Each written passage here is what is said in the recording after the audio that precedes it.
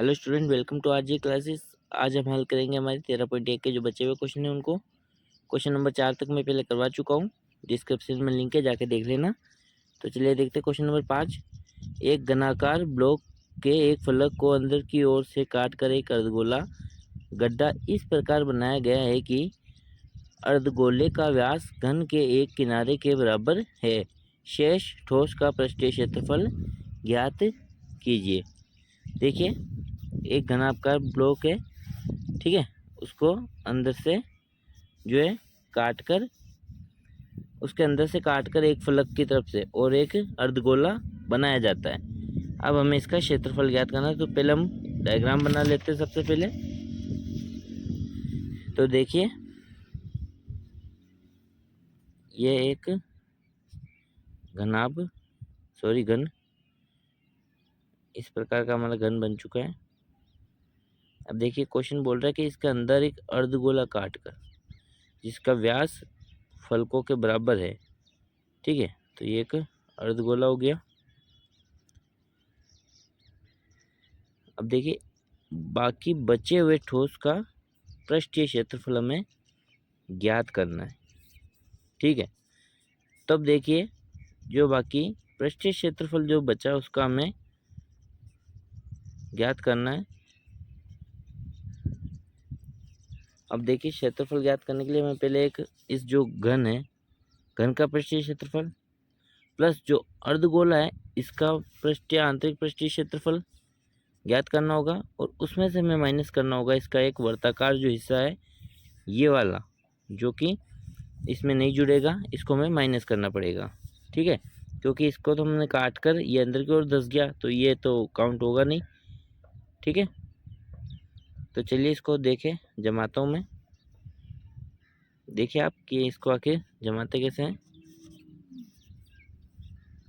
देखिए, ठोस का पृष्ठीय क्षेत्रफल बराबर क्या होगा। देखिए, घनाभ का कुल पृष्ठीय क्षेत्रफल प्लस अर्धगोले का वक्र पृष्ठीय क्षेत्रफल, इसमें से माइनस करेंगे हम वर्त का क्षेत्रफल, ठीक है। वर्त का क्षेत्रफल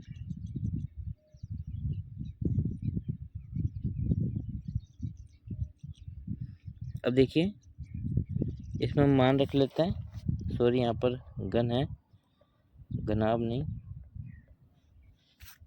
तो देखिए, जो घन का पृष्ठीय क्षेत्रफल होता है वो 6 भुजा स्क्वायर प्लस अर्धगोले का 2 पाई r स्क्वायर, माइनस होगा वर्त का, तो वर्त का होता है पाई r स्क्वायर। अब देखिए, 6 भुजा स्क्वायर, ठीक है, प्लस ये यहाँ पर 2 पाई r स्क्वायर है, इसमें से 1 पाई r स्क्वायर जो है वो माइनस हो जाएगा। और ऊपर आप देखोगे तो हमें सिर्फ भुजा दे ही नहीं रखी है। देखिए, हमें ना तो घन की भुजा दे रखी है, ना वर्त का व्यास, कुछ भी नहीं दे रखा। तो इसका मतलब हमें देखिए कैसे सोल्व होगा ये question. L square plus pi, देखिए एक माइनस हो जाएगा तो एक ही बचेगा, पाई r स्क्वायर, ठीक है। तो पाई L/2 कोष्टक में स्क्वायर, ठीक है। देखिए, घन की भुजा होगी उसका आधा, इसका व्यास त्रिज्या हो जाएगी।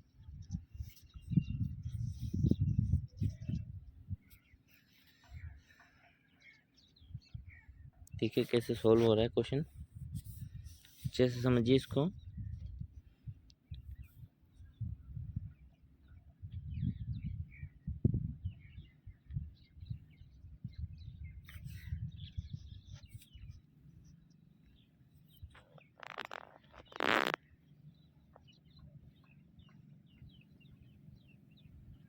एक बटा 4 एल स्क्वायर कोष्टक में पाई r 24 pi plus 24 centimetre square.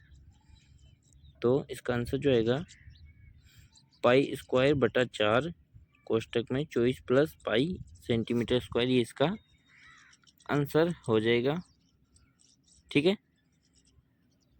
तो क्वेश्चन नंबर 6 देखते हैं अब। दवा का एक कैप्सूल एक बेलन के आकार का है जिसके दोनों सिरों पर एक एक अर्धगोला लगा हुआ है। पूरे कैप्सूल की लंबाई 44 mm है और उसका व्यास 5 mm है। इसका पृष्ठीय क्षेत्रफल ज्ञात कीजिए। तो चलिए इसका पृष्ठीय क्षेत्रफल ज्ञात करते हैं। पहले हम डायग्राम बना लेते हैं जो हमें दिया हुआ है क्वेश्चन के अंदर। देखिए एक बेलन है और इसके दोनों सिरों पर एक एक अर्धगोला जुड़ा हुआ है।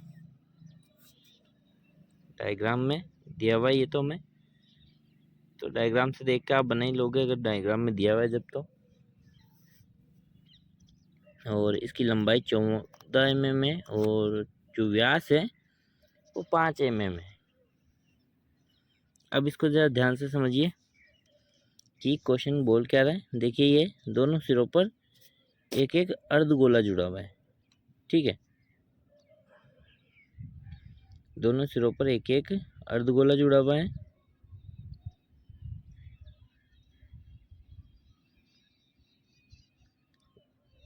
अब देखिए इसका व्यास 5 mm है, तो इसकी जो त्रिज्या है वो कितनी हो जाएगी, 5/2। ठीक है,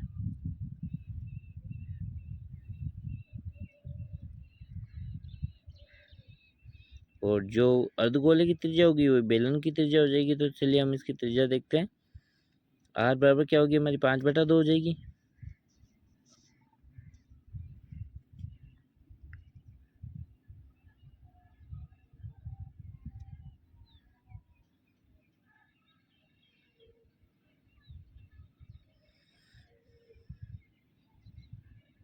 अब देखिए 5/2 इधर से, 5/2 इधर से।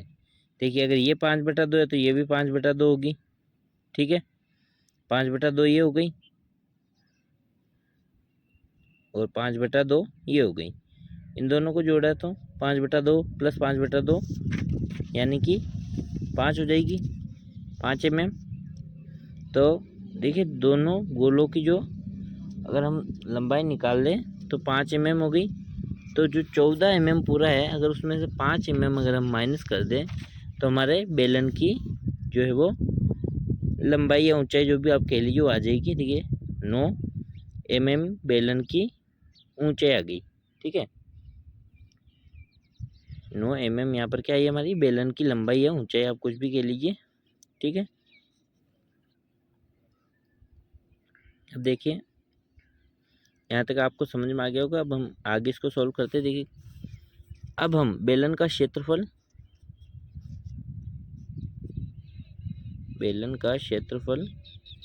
सॉरी पृष्ठीय क्षेत्रफल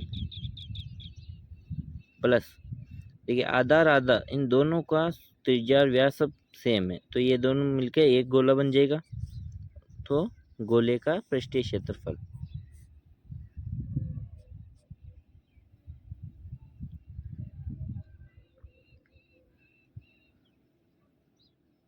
तो क्या हो जाएगा 2πr/h। और गोले का क्षेत्रफल क्या होता है 4πr²। ये गोले का हो गया। चलिए इसको हल करते हैं। देखिए सबसे पहले आप इसमें से ऐसा करिए, कॉमन ले लीजिए, क्योंकि इस तरह से क्या है क्वेश्चन थोड़ा लंबा हो जाएगा। तो आप ऐसा करिए इसमें से सबसे पहले जो भी आपको कॉमन है वो आप कॉमन ले लीजिए, क्योंकि इस तरह से तो क्या है क्वेश्चन थोड़ा बड़ा हो जाएगा। कॉमन लेकर अगर आप करेंगे तो उसमें आपके लिए थोड़ा इजी रहेगा हल करना इसको। तो चलिए कॉमन ले लेते हैं हम।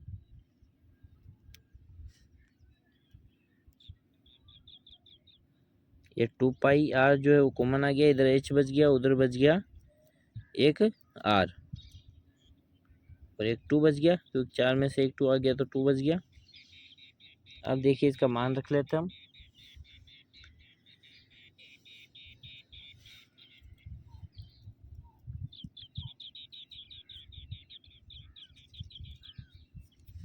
ये इस प्रकार ने मान रख लिया है। तो चलिए इसको हल करते हैं।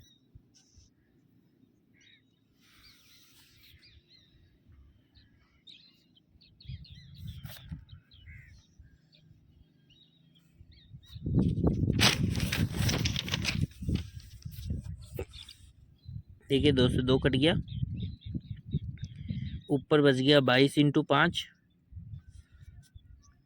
और नीचे हमारा 7, और कोष्टक को हल करेंगे 14 आ जाएगा, कि 9 + 5 14, भाग दे देंगे इसको, तो 22 दूनी 14, इनको इंटू करेंगे 44 को 5 से, तो इसका आएगा 220 मिलीमीटर स्क्वायर क्षेत्रफल। ठीक है, हमारे कैप्सूल का जो क्षेत्रफल है वो है 220 मिलीमीटर स्क्वायर। देखिए क्षेत्रफल हमेशा स्क्वायर में आता है, इसीलिए हमने स्क्वायर लगाया है। ये हमारा आंसर सोल्व हो चुका है। क्वेश्चन नंबर 7 देखते हैं। देखिए कोई तंबू एक बेलन के आकार का है जिस पर एक शंकु अध्यारोपित है। यदि बेलनाकार भाग की ऊंचाई और व्यास क्रमशः 2.1 मीटर और 4 मीटर है तो शंकु की तिर्यक ऊंचाई 2.8 मीटर है। तो इस तंबू को बनाने में प्रयुक्त कैनवास का क्षेत्रफल ज्ञात कीजिए, साथ ही 500 रुपये प्रति मीटर स्क्वायर की दर से इसमें प्रयुक्त कैनवास की लागत ज्ञात कीजिए। ठीक है, तो चलिए इसको हम पहले डायग्राम बना लेते हैं। देखिए डायग्राम बनाना आपके लिए बहुत इंपॉर्टेंट है। अगर आप बनाओगे नहीं तब तक आपको क्वेश्चन भी समझ में नहीं आएगा। अगर आप डायग्राम अच्छे से बना लेते हो तो मान लीजिए आपको 50% जो क्वेश्चन है वो सही जाने की उम्मीद रहती है। तो देखिए ये एक बेलनाकार तंबू है जिसके ऊपर एक शंकु आकार या शंकु के आकार का एक भाग जो अध्यारोपित है। चलिए इसको हल करते हैं हम। पहले इसके जो मान है वो लिख लेते हैं। ऊंचाई 2.1 मीटर और जो इसका व्यास है वो है 4 मीटर।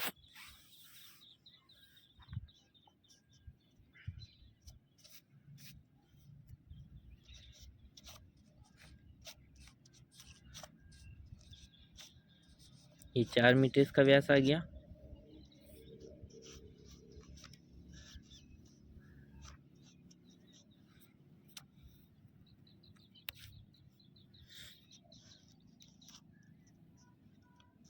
चार मीटर व्यास है तो त्रिज्या देखिए 4/2 बराबर जो त्रिज्या वो 2 हो जाएगी, और बेलन की त्रिज्या अगर 2 है तो जो शंकु की त्रिज्या वो भी 2 ही रहेगी, क्योंकि जो शंकु है जो बेलन पर ही अध्यारोपित है तो इसकी त्रिज्या भी 2 ही होगी। तो चलिए इसको देखते हैं अब कैसे करते हैं। देखिए आप बेलन के क्षेत्रफल प्लस अगर शंक्वाकार भाग के आपको क्षेत्रफल को ऐड कर देंगे तो तंबू का क्षेत्रफल हमारा निकल जाएगा। ठीक है, चलिए बेलन का क्षेत्रफल 2πr/h होता है, सूत्र जो है, प्लस शंकु का πr/l। अब इसमें देखिए हमें त्रिज्या ऊंचाई वगैरह सब दी हुई है, तो हमें इसमें ज़्यादा कोई कैलकुलेशन करने की या ज़्यादा वो करने की प्रॉब्लम नहीं है। हम आसानी से इसको सॉल्व कर लेंगे। देखिए कैसे, पहले कॉमन ले लीजिए, πr कोष्टक में क्या बच गया 2 और h प्लस l बच गया। अब हम मान लिख लेंगे इसका।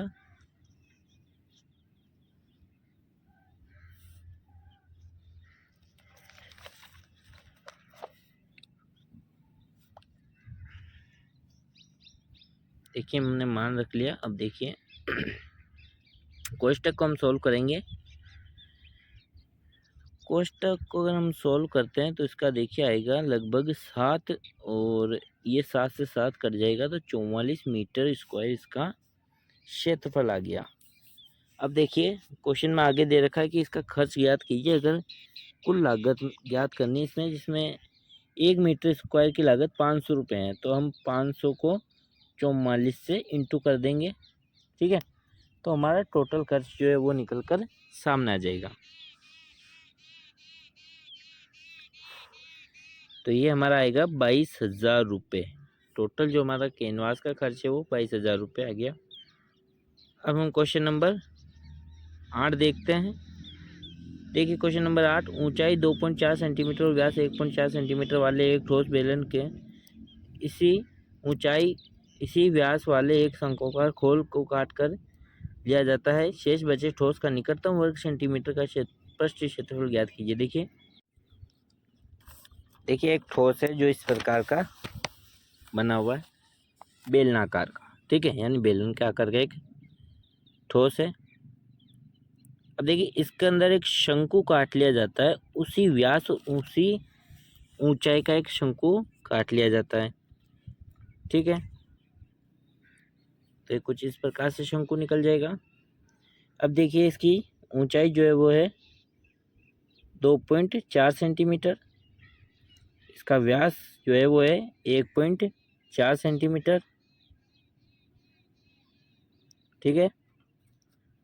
अब देखिए हमें क्या क्या करना है। देखिए एक तो बेलन का वक्र पृष्ठ और एक शंकु का आंतरिक पृष्ठीय क्षेत्रफल या वक्र पृष्ठ जो भी कह लीजिए, प्लस जो नीचे का एक वर्ताकार भाग है उसको। देखिए ऊपर का तो काट कर निकाल दिया शंकु बनाने के लिए, लेकिन नीचे का तो अभी भी जुड़ा हुआ है क्योंकि ये एक ठोस है, ठीक है। ठोस है तो इसके नीचे का वर्त भी जुड़ेगा क्षेत्रफल में, ऊपर का नहीं जुड़ेगा। ऊपर का शंकु निकालने के लिए हमने काट दिया है। तो चलिए देखते हैं। देखो बेलन का वक्र पृष्ठ प्लस शंकु का और प्लस जो बचा हुआ जो नीचे का जो वर्त का क्षेत्रफल है, इन तीनों को अगर हम जोड़ देते हैं तो हमारे इसका टोटल क्षेत्रफल हमें पता चल जाएगा। देखिए शंकु की, लेकिन सबसे पहले हमें शंकु की तिर्यक ऊंचाई निकालनी होगी, क्योंकि क्षेत्रफल के लिए तिर्यक ऊंचाई जो एल है वो चाहिए। और इसका सूत्र हमने लिखवाया था मैंने, ठीक है। एल स्क्वायर बराबर R square plus H square, ये तिर्यक ऊंचाई का सूत्र होता है। अब देखिए हम निकालते हैं इसकी तिर्यक ऊंचाई।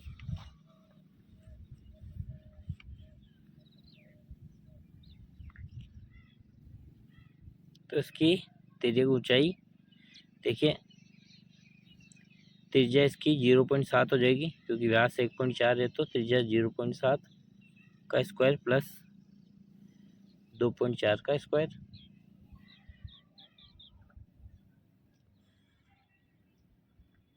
देखिए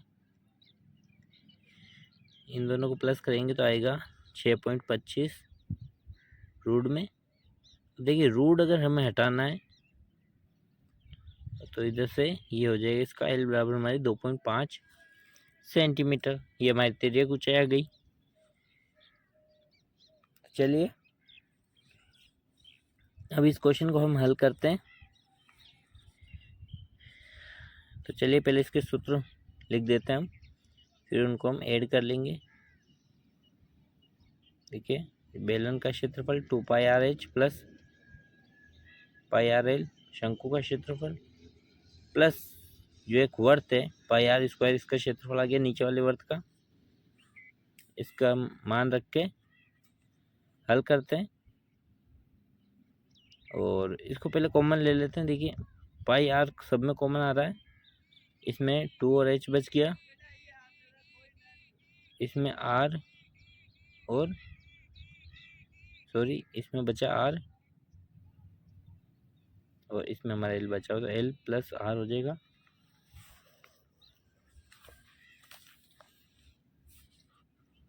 चलिए इसको हम सोल्व कर लेते हैं। पाई का मान 22/7 इंटू आर हमारी 0.7 और कोष्टक में हमारा 2 इंटू 2.4 प्लस 0.7 प्लस 2.5 हमारी आर।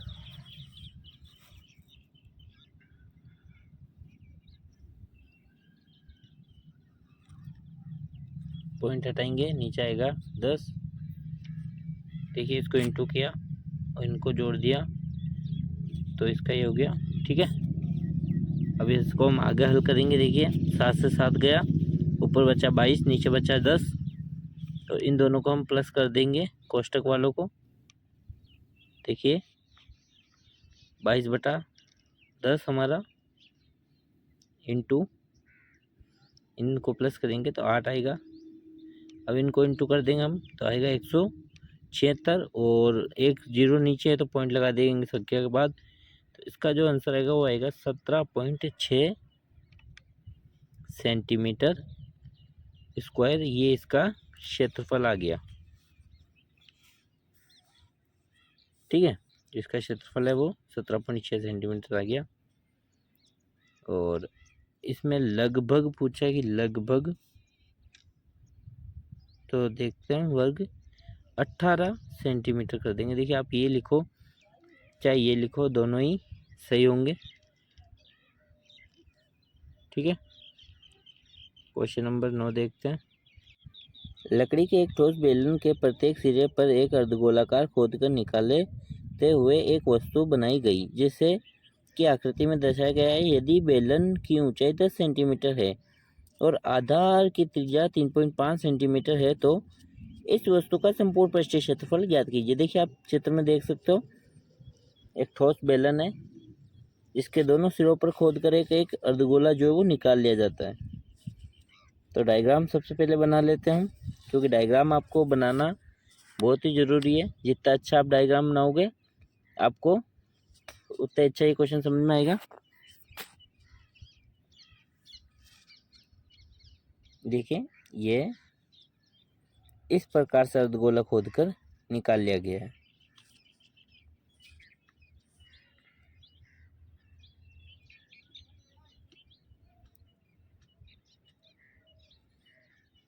ये इस प्रकार का हमें डायग्राम दिया हुआ है क्वेश्चन के अंदर। देखिए इसके अंदर हमें क्या क्या दिख रहा है। देखिए एक तो बेलन का वक्र पृष्ठ प्लस गोले का आंतरिक पृष्ठीय क्षेत्रफल हम अगर ज्ञात करके जोड़ दे, ऐड कर दे, तो इस वस्तु का क्षेत्रफल आ जाएगा। ठीक है। और क्वेश्चन में हमें इस वस्तु का क्षेत्रफल ही पूछा है, तो चलिए पहले इसके मान लिख देते हैं हम। तो इसकी जो ऊंचाई है, देखिए ऊंचाई जो है वो 10 सेंटीमीटर है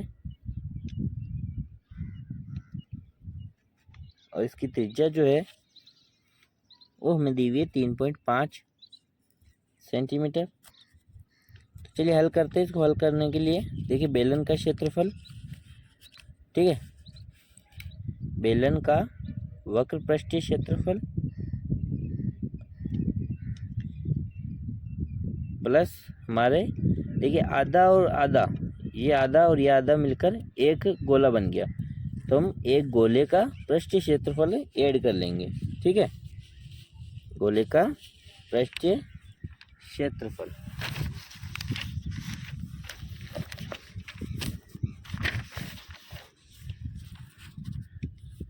चलिए इसको देखते हैं हम।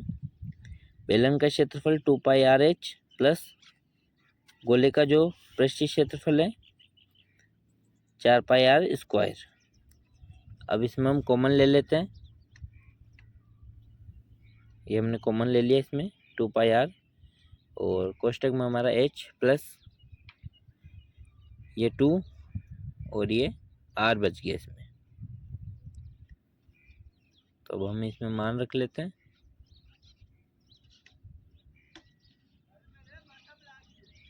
चलिए अब देखिए पॉइंट हटेगा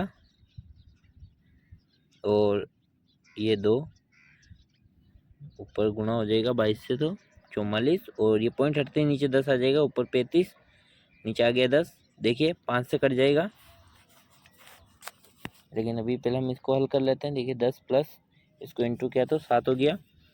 ये देखिए 7 × 7 7 × 5 35, 5 × 5 5 दूनी 10, 2 1 कम 2, और ये 22 बार कट गया 22, और कोष्टक के बाहर 22 रह गया, कोष्टक के अंदर इसको 17। 22 × 17 अगर हम करेंगे तो इसका आंसर आएगा 374 सेंटीमीटर स्क्वायर। ये इसका क्षेत्रफल आ गया। आई होप ये प्रश्नावली आपको समझ आई होगी। अगर प्रश्नावली समझ आई हो तो वीडियो को लाइक कर देना और सब्सक्राइब कर देना चैनल को, ताकि आने वाली वीडियो का नोटिफिकेशन आपको मिलता रहे। और जो बची हुई जो प्रश्नावली है वो मैं आगे डाल दूंगा गाइज, तो आप देख लेना। And thank you for watching my channel.